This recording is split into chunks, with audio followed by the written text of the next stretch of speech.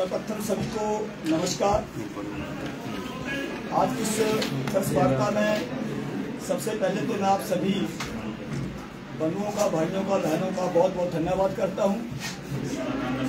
आज आप हमारे निमंत्रण पर जिला कार्यालय में प्रेस वार्ता के लिए आए, आपका बहुत बहुत धन्यवाद। हमारी इस आज की प्रेस वार्ता में विशेष रूप से हम सबके मार्गदर्शक, पार्टी के संस्थापक, नेता, पूर्व में मुख्यमंत्री, केंद्रीय मंत्री, अनेकों पदों पर रहे, ऐसे हम सबके मार्गदर्शक श्रद्धेय श्री शांता कुमार जी का हम सबको मार्गदर्शन मिलेगा।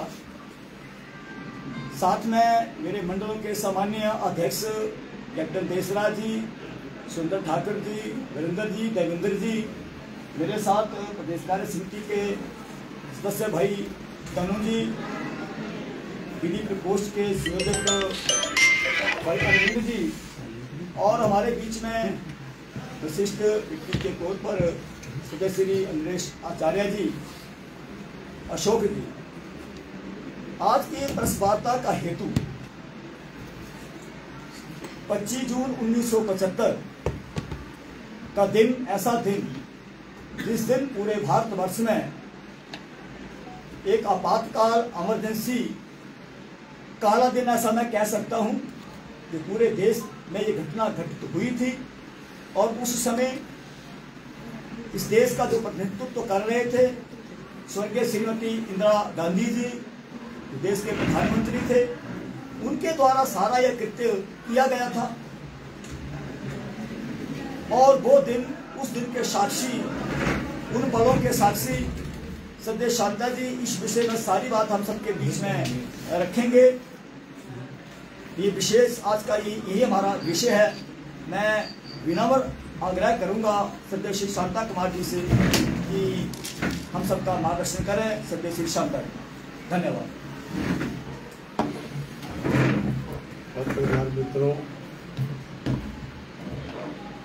भारत के इतिहास का सबसे कलंकित काला अध्याय, सबसे कलंकित और काला अध्याय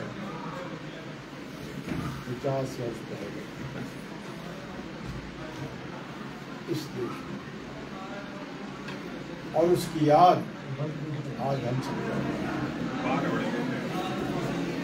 मेरी कठिनाई है,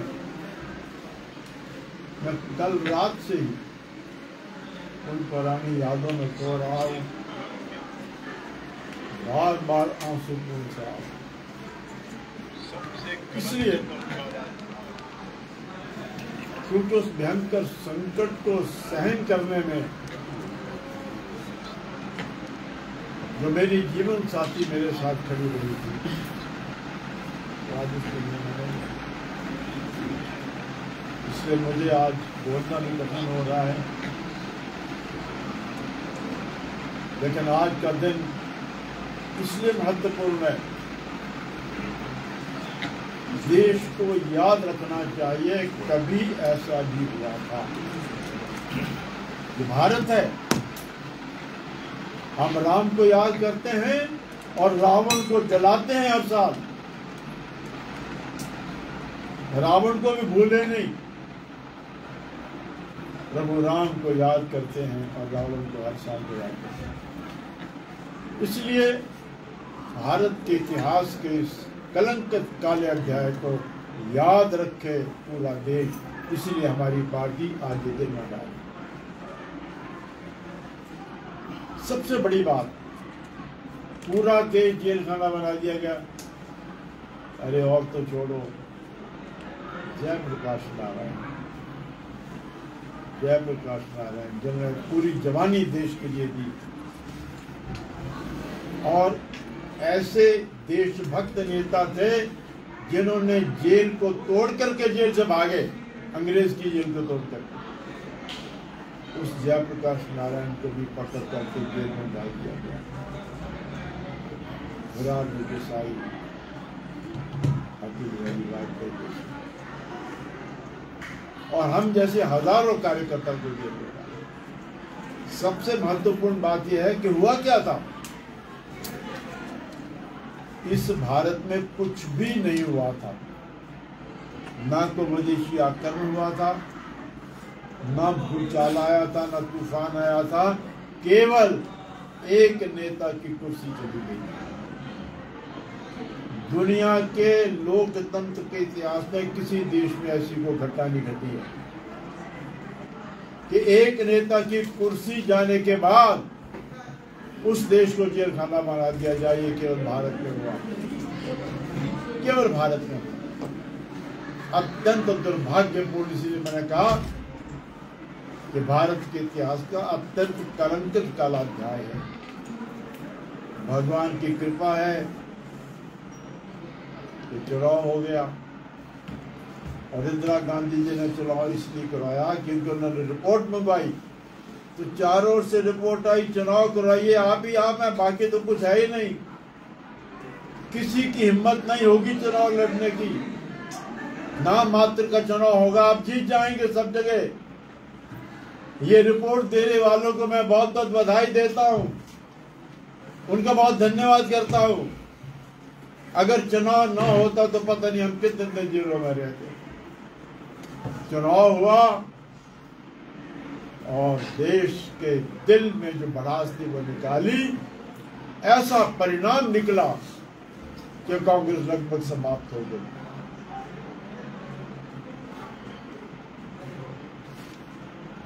जेल के दरवाजे खुले, हम जेलों से बाहर आए, चुनाव हुआ, और थोड़े दिन के बाद मैं सच कहता हूं, जब मैं मुख्यमंत्री बना तो कभी कभी मुझे ख्याल आता था मुख्यमंत्री हूं, अभी तो मैं नान जेल में था। ये भारत की जनता ने चमत्कार करके दिखाया, सब कुछ सहा इमरजेंसी में, फिर उसका बदला नहीं लिया। तो भारतीय जनता पार्टी ये चाहती है कि देश इस बात को याद रखे, इसलिए आज का दिन हमने मनाया है ताकि दोबारा कभी इस देश के इतिहास में इस किस्म का कोई कलंकित अध्याय न आए। भारत के लोग इस बात को याद रखें, दुनिया का सबसे बड़ा लोकतंत्र भारत, और उसके लोकतंत्र में एक नेता की कुर्सी को बचाने के लिए सारे देश को कभी जेल खाना बना दिया था, और कुछ लोग जेलों में मरे थे, बलिदान हुआ था उनका। इस बात को याद रखने के लिए हम करते हैं। मैं पत्रकार मित्रों से एक बात और करूंगा, लोकसभा का चुनाव हो गया, मैंने लोकसभा के चुनाव में आज तक टिप्पणी की सोचता रहा, विचार करता रहा। आज शायद पहली बार मैं चुनाव के बारे में बात कर रहा हूँ। इस चुनाव परिणाम से मैं बहुत खुश हूँ, बहुत खुश हूँ। ये ठीक है, एग्जिट पोल के परिणाम के बाद जब चुनाव आया तो एकदम निराशा मुझ में भी आई। फिर मैं समझ गया, मैं कह नहीं बहुत अच्छा हो रहा है, बहुत अच्छा हो रहा, होना चाहिए। तो मैं भारत की जनता का धन्यवाद करता हूँ, बधाई देता हूँ, जिन्होंने लोकसभा चुनाव का बहुत बढ़िया परिणाम दिया। पहली बात, आदरणीय श्री नरेंद्र मोदी लगातार तीसरी बार प्रधानमंत्री, छोटी बात नहीं है, बहुत मुश्किल होता है दूसरी बार आना, तीसरी बार आना लगभग असंभव रहता है। और भारत के इतिहास में पंडित जवाहरलाल नेहरू के अलावा कोई प्रधानमंत्री तीसरी बार नहीं आ सका। तो तीसरी बार भाजपा, श्री नरेंद्र मोदी देश के प्रधानमंत्री, बहुत खुशी मुझे। और मैं एक और बात कहना चाहता हूँ, बहुत लोगों को बुरी लगेगी, मुझे इस बात की खुशी है कि विपक्ष मजबूत है, खुशी है मुझे इस बात। 14 के चुनाव के बाद कोई विपक्ष नहीं था, क्योंकि 10% की शर्त कोई पार्टी पूरा नहीं करती। 19 के चुनाव के बाद कोई विपक्ष नहीं था, क्योंकि कोई पार्टी 10% की शर्त पूरी नहीं करती थी। मुझे याद है मैंने तब कहा था कि विपक्ष के बिना लोकतंत्र अधूरा है, विपक्ष चाहिए, मैं तब भी कहा करता था। और आज मैं इस बात की कांग्रेस को बधाई देता हूं, बधाई दे रहा हूं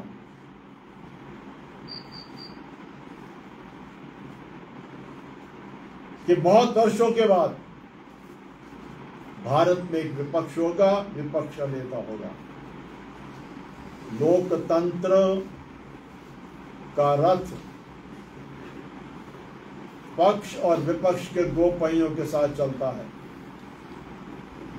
एक पहिए से लोकतंत्र का रथ नहीं चल सकता और विपक्ष न होने का नुकसान हुआ हमको।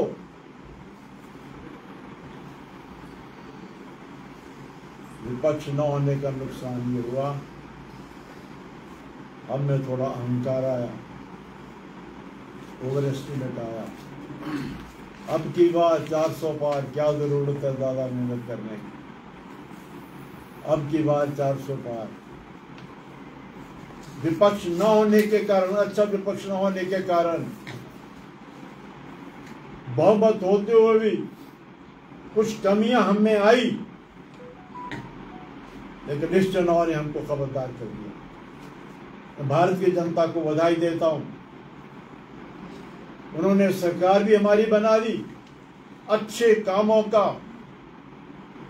जो 10 साल में शानदार काम इस देश में हुए, उन सब के कारण एक बार फिर से भारतीय जनता पार्टी की सरकार जनता ने बनाई, तो जनता को बधाई देता हूं। लेकिन लोकतंत्र को अधूरा नहीं रखा, एक विपक्ष भी बनाया। लेकिन मैं उस विपक्ष को कहना चाहता हूं, क्योंकि आज अखबार देखी तो सबसे पहले खबर पर ही नजर पड़ी कि राहुल गांधी जी ने संविधान पकड़ा हाथ में और कह रहे हैं संविधान पर कोई आंच बर्दाश्त नहीं करेंगे। राहुल गांधी कह रहे हैं संविधान पर कोई आंच बर्दाश्त नहीं करेंगे।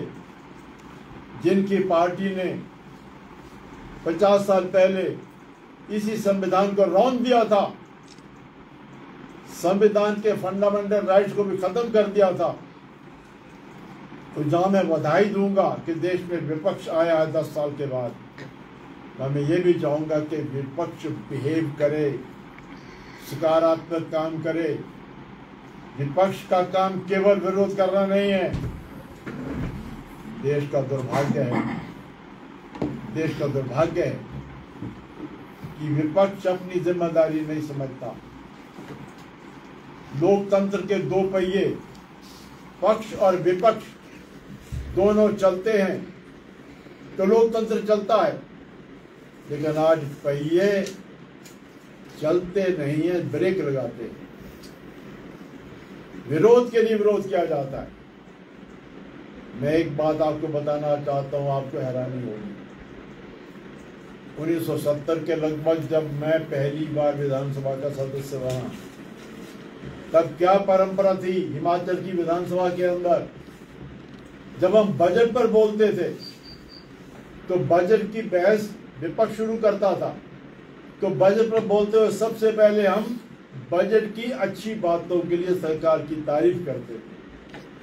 आज मैं ये बात कहता हूं तो लोग हैरान हो जाते हैं, इतना बड़ा बजट होता है, कुछ तो अच्छी बातें होती हैं। तो मैंने कई बार बजट भाषण पर भाषण देते हुए सबसे पहले धन्यवाद किया है डॉक्टर परमार का, कांग्रेस नेताओं का, कि ये योजना बहुत अच्छी है लेकिन पैसा कम है, बढ़ाइए। पहले अच्छी बातों की तारीफ करने के बाद फिर आलोचना करते थे, आलोचना में कोई कमी नहीं रहती। विपक्ष केवल विरोध के लिए नहीं है, विपक्ष स्वस्थ होना चाहिए। जहां मैं बधाई दे रहा हूं कि विपक्ष हुआ है, मैं उनको ये भी कहना चाहता हूं केवल विरोध के लिए विपक्ष नहीं होना चाहिए। देश के भले के लिए विपक्ष कोई बात कहे तो मेरा ये कहना है कि देश की जनता ने बहुत अच्छा चुनाव, अच्छा परिणाम, हमारी सरकार बन गई, विपक्ष मजबूत हो गया। भगवान करे विपक्ष को सद्बुद्धि मिले। मुझे डर है विरोध के लिए विरोध ना होता रहे। भगवान करे विपक्ष को सद्बुद्धि मिले पक्ष और विपक्ष मिलकर के इस देश को आगे बढ़ाएं, क्योंकि आदरणीय नरेंद्र मोदी जी ने योजनाएं बनाई है, बहुत बड़ी योजनाएं बनाई है। आने वाले 5 साल का विकास भारत के इतिहास का ऐतिहासिक विकास होगा। और मुझे कुछ नहीं कहना। सर, उपचुनावों की बात करते हैं। हिमाचल में 6 उपचुनाव पहले हुए, 3 अभी और होने जा रहे हैं, कैसे देखते हैं आप?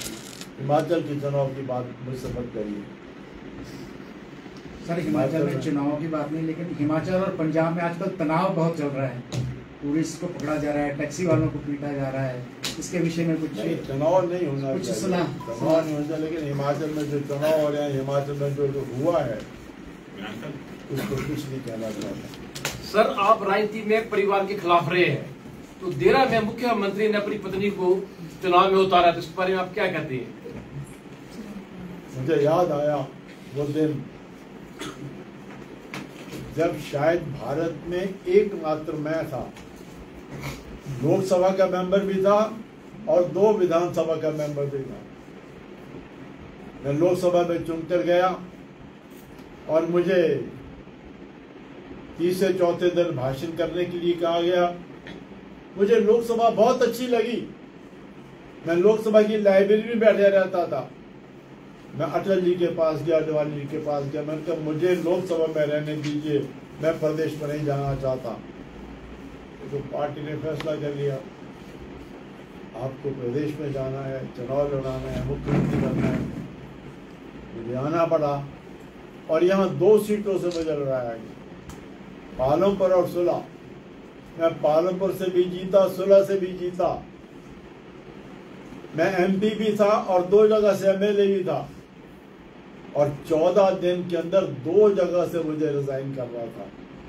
मुझे आज भी याद है कितने कार्यकर्ता पीछे लोकसभा को अपनी धर्मपत्नी को भेजा, और दूर दूर से, क्योंकि मेरी धर्मपत्नी जो राष्ट्रीय स्वयंसेवक संघ की एक महिलाओं के लिए ऑर्गेनाइजेशन है, उसकी दिल्ली की प्रमुख रही थी, तो उनकी तरफ से भी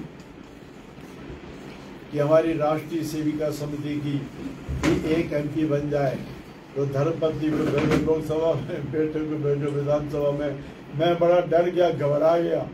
मैंने कहा कहीं बच्चों के मन में कोई बात ना आ गई हो। एक दिन हमारे एक मित्र जो आज दुनिया में नहीं है, वो 10-15 कार्यकर्ताओं के लेकर घर आए, यही बात कहने के लिए। सौभाग्य से धर्मपत्नी खड़ी थी। धर्मपत्नी कहने क्या बात है? मैंने कहा इनसे पूछ लो क्या बात है। जब उन्होंने कहा तो मेरी धर्मपत्नी जोर से बोली, क्या कह रहे हो आप? हमारे परिवार में ये मुख्यमंत्री बन गए, और क्या चाहिए? इस परिवार से कोई नहीं होगा। ये मुझे कहने कि आप इनकी बातें क्यों सुन रहे हो? संतोष मुझे नाराज हुई, आप इन कार्यकर्ताओं की बातें क्यों सुनते हो? 2 कार्यकर्ता चुनो और लोकसभा विधानसभा भेजो, परिवार में मुख्यमंत्री होगा, कोई नहीं चाहिए। मेरे कुछ कहने से पहले मेरी पत्नी भी गई, और हमने फिर मेजर खलूरिया जी नए पार्टी में आए, उनको लोकसभा के लिए और डॉक्टर शिव कुमार को विधानसभा के लिए लड़ाया और दोनों जीते। तो मैं तो उस पार्टी का सदस्य हूँ जिस पार्टी का ये विचार है। अब बदल गया सब, राजनीति बदल गई। क्या पूरे हिमाचल की कांग्रेस में कोई व्यक्ति नहीं था? पूरी कंस्टिट्यूंसी में कोई व्यक्ति नहीं था चुनाव लड़ने के लिए? मेरा ख्याल है देश में शायद ये पहली मिसाल होगी कि किसी प्रदेश का मुख्यमंत्री अपनी धर्मपत्नी को लड़ा। ऐसा शायद कहीं हुआ नहीं। परिवारवाद की ये सबसे घटिया मिसाल है, नहीं होना चाहिए। और कुछ नहीं कहना।